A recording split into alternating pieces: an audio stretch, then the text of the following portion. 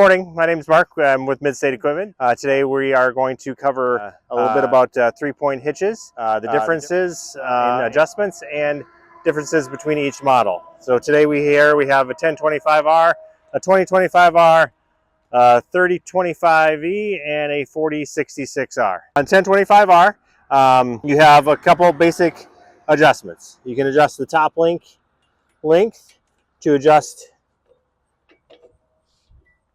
how high and low that top link tilts, which when using, for instance, a box scraper, how aggressive you want the back blade or scare fires to be. And then you also have a tilt adjustment on the right draft link, so you can angle your implements, such as, again, a box blade, to get, a slope on your driveway. You also have sway block, turnbuckle style, and that is going to keep the sway, limit your sway on your 3-point, which could be different depending on the application. The main function is to keep it from interfering with the tires, and then also limit how far you want that implement to float left and right, again, depending on your application. One thing to note, the only thing that pulls the implement down is gravity.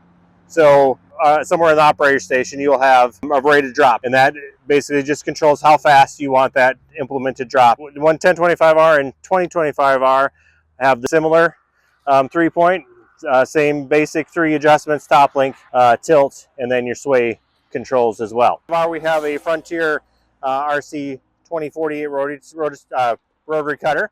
One thing to note on, again, the top tilt adjustment, you can see how by moving the top link is adjusting the float on the rotary cutter.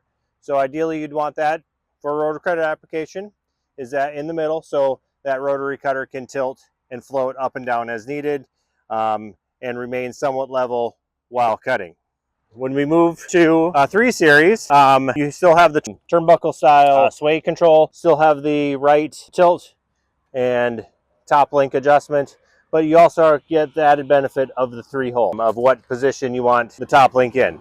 So according to my manual, bottom hole is for light duty applications, and it will also affect how evenly that implement raises off the ground. So in the bottom hole, light duty, and the implement will tilt forward. Middle hole is for medium duty applications, and the implement will still tilt forward, but not as much. And the top hole is for heavy duty applications, and when the implement is raised and lowered, it will remain level. And then when we move to a 4 series, we get a little more adjustment and a little bit different style. So we still have, here we have a 4066R. This is where the 3-point becomes a little more involved, and gives you a little different features than the previous tractors. So on this tractor, we have, instead of sway chains and a turnbuckle, we have an adjusting rod. So the pin pulls in and out. You can adjust your width, or to fit your application if need be, or if you have an eye match, it will be in the float position usually. And then this one slot one hole is slotted to give you a little bit of a flex each way, or if you don't want that, you can just lock it in the nearest hole. And also on a 4 series, the left side is also adjustable too. You pull the pin, and then this will screw down up and down to give you added adjustment. There are grease zerks on either side. You'll want to keep greased. And for the right, we have a much easier to operate handle to make the adjustment up and down for your tilt control. And then you also have a float position for the bottom draft links. There's a pin and block on either side to adjust whether you want it to give the implement a little more float, or if you turn it 180 degrees, it locks that up, limiting how much that implement can float along the ground.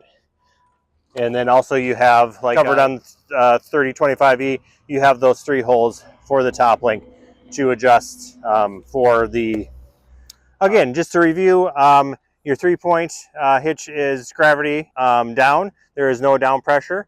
And then also, because of that, when the tractor is often parked, if you leave the 3-point implement up, it will settle. And the best thing for your tractor and safety wise is to lower that implement to the ground to avoid any mishaps. And again, if you have any questions, usually answer can usually be found in your operator's manual, or feel free to give us a call at Mid-State Equipment. Thank you. You can count on Mid-State Equipment.